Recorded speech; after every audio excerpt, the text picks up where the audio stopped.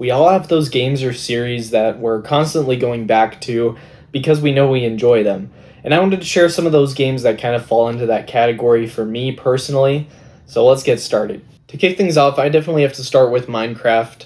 This is one for a lot of people as well. I mean, this game is infinitely replayable. There's so many different things you can build and work towards, whether that's in survival or creative. For me personally, I definitely prefer survival. I think that it's super satisfying to work toward a goal and collect a ton of resources to build whatever you want to build. Now, for me personally as well, I would definitely go with Xbox 360 edition if I had to choose one version of the game. I personally really like where this one ended off in updates. It still feels like classic Minecraft, and I'm personally just super nostalgic for this one. I grew up playing this game on the 360 specifically. Definitely an excellent game and one I'll always go back to. And next up on my list is really any Pokemon game. Here specifically I have Pearl because it's my favorite in the series. I really like the Sinnoh region, I love the music, and honestly this game is just super nostalgic to me as well, just like Minecraft, but I really like the Pokemon they introduced in Sinnoh, and honestly just really enjoy everything about this game. However, really any Pokemon game would fit here. I think they're all super replayable. It seems like each playthrough of these games I try and come up with a different team to use, and that's honestly just a ton of fun, and why I definitely would include it on this list. And next up, I have a couple Dreamcast games. The Dreamcast is one of my favorite consoles of all time. And first up, we have Quake 3 Arena. This is just an excellent arena shooter. And if I have a couple minutes to play a Dreamcast game here and there, this is definitely one that I'll usually throw on and play a couple matches.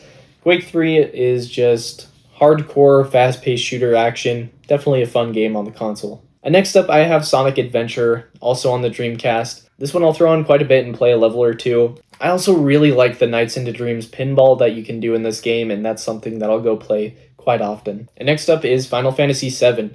I've honestly only ever played this game once all the way through.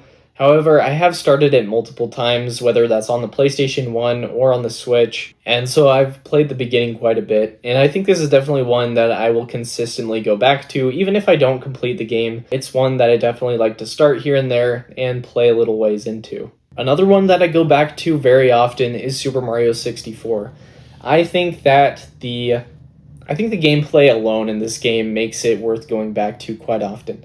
It's super fun trying to master the controls of this game and complete levels much quicker. And this is one of the few games that I've ever tried to speedrun, and doing that is pretty satisfying. I also think this one just has such a unique style. It's really hard to explain unless you've played it, but Super Mario 64 definitely has a different feeling to it, but it's one that I always enjoy playing. And next up is one of my go-to multiplayer games, and that's Super Smash Bros. Melee. I really enjoy all the Smash Bros. Games, so any of them could have made this list, but for me personally, Melee is definitely my go-to.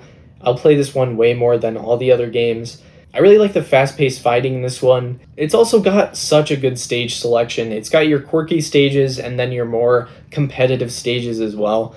Honestly, Melee is just such a fantastic multiplayer game, but it's one that's also a ton of fun just playing in single player as well. And next up I have Animal Crossing. Just the series in general, really any mainline Animal Crossing game can fit in this spot.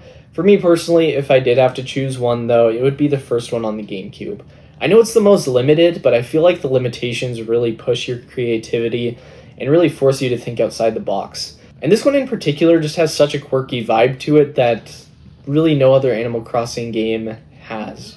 I don't know how to explain it, but this is definitely one that's worth playing. And for my last pick here, I've got Halo. Just Halo in general, honestly. The series as a whole, I've replayed most of the games just countless times. My personal favorite Halo game is Halo 2. I think the story is just unmatched when it comes to the rest of the series. I think Halo 2 has the best story.